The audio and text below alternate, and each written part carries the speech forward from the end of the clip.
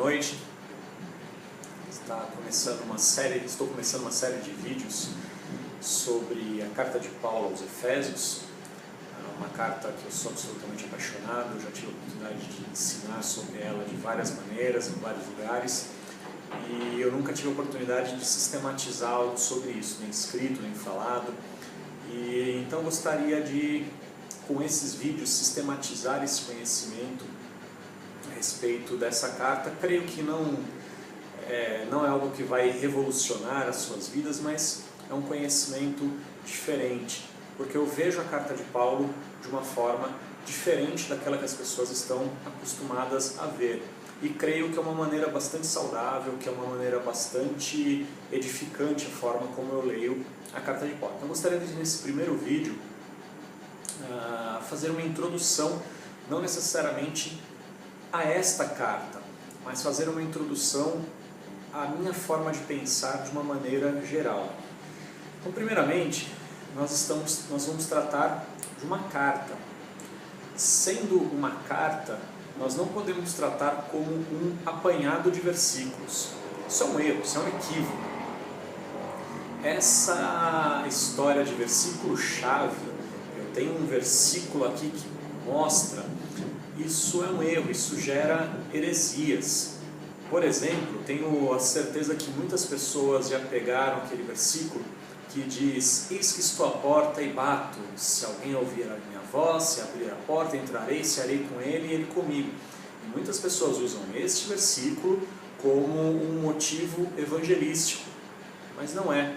O contexto do versículo mostra que Jesus está à porta da igreja, e se alguém naquela igreja ouvir a sua voz e abrir a porta, entrará, e Jesus entrará ali. Então, o contexto maior é que deve permear o pensamento do leitor. Eu sempre dou um exemplo: alguém que está com uma dívida no banco, e de repente ele recebe uma carta desse banco, e aí vem: querido cliente. E se você parar ali, você vai dizer: o gerente me ama, o gerente me adora, olha que gracinha, ele me chamou de querido. E aí você vai lá na agência, dá um abraço no seu gerente e diz: nossa, meu querido, eu também gosto muito de você, meu querido. Bom, se você parar para ler a carta inteira, a carta começa: querido cliente, você está em débito, a gente vai tomar tudo que você tem, seu nome vai para o SPC, você vai passar uma vergonha mundial. PS, pague logo suas contas.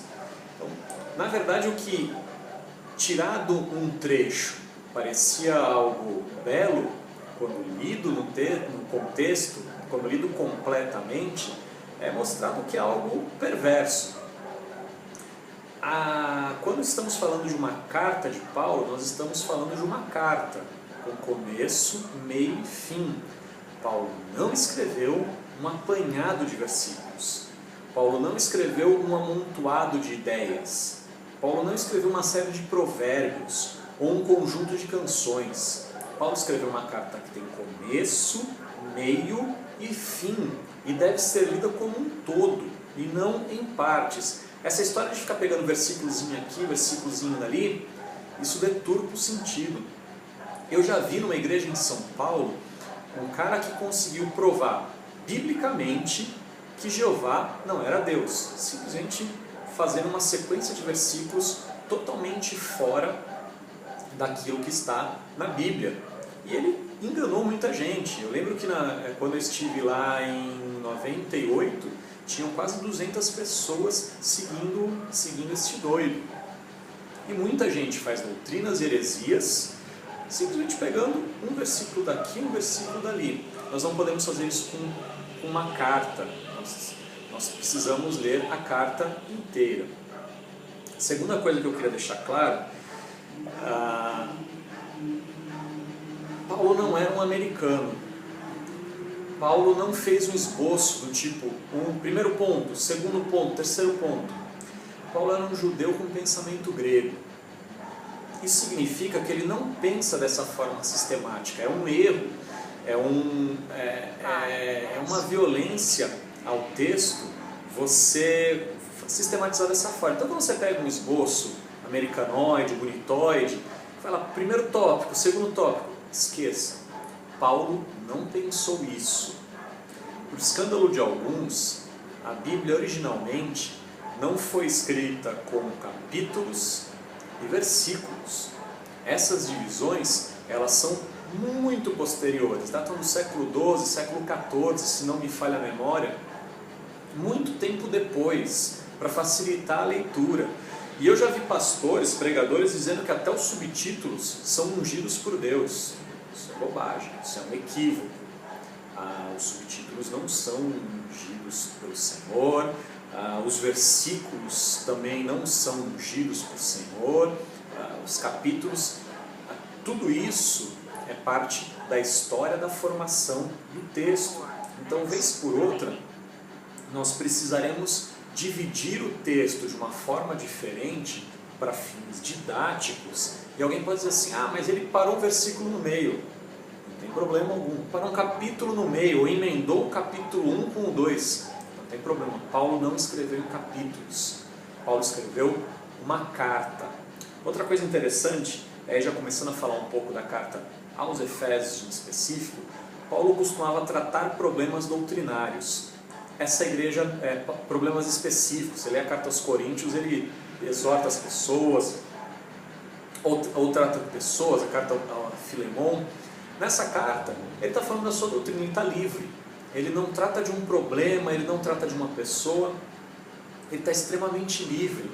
E isso é o que faz a beleza dessa carta.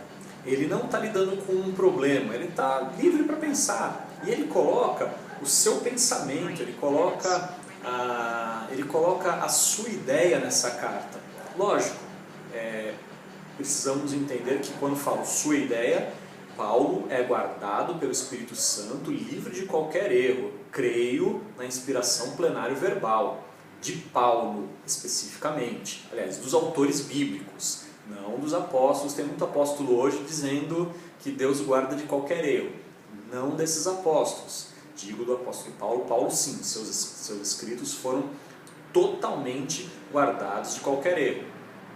Não quero também, nessa série, tratar de temas polêmicos como predestinação e livre-arbítrio. Não vou passar por essa discussão. Apesar de que eu creio particularmente na soberania de Deus, no ato da salvação.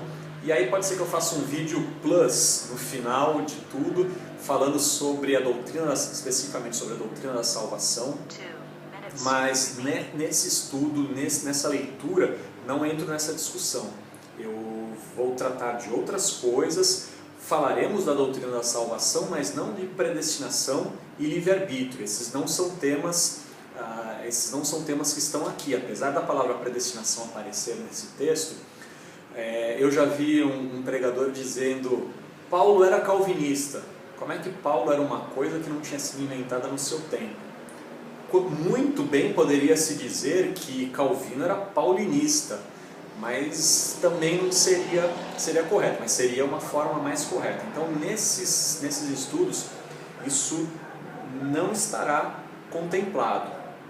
Nós não vamos falar disso. Nós vamos falar de outros temas relativos à salvação, que eu espero que você possa ser abençoado com esses estudos. Então, pessoal, muito obrigado. Serão sempre vídeos curtos como esse, e eu tenho a certeza que serão de grande edificação para aqueles que assistirem, assim como tem sido, assim como o conhecimento dessa carta tem sido de grande edificação para a minha vida. Que Deus abençoe a todos, espero que seja de grande proveito. 30.6 seconds remaining.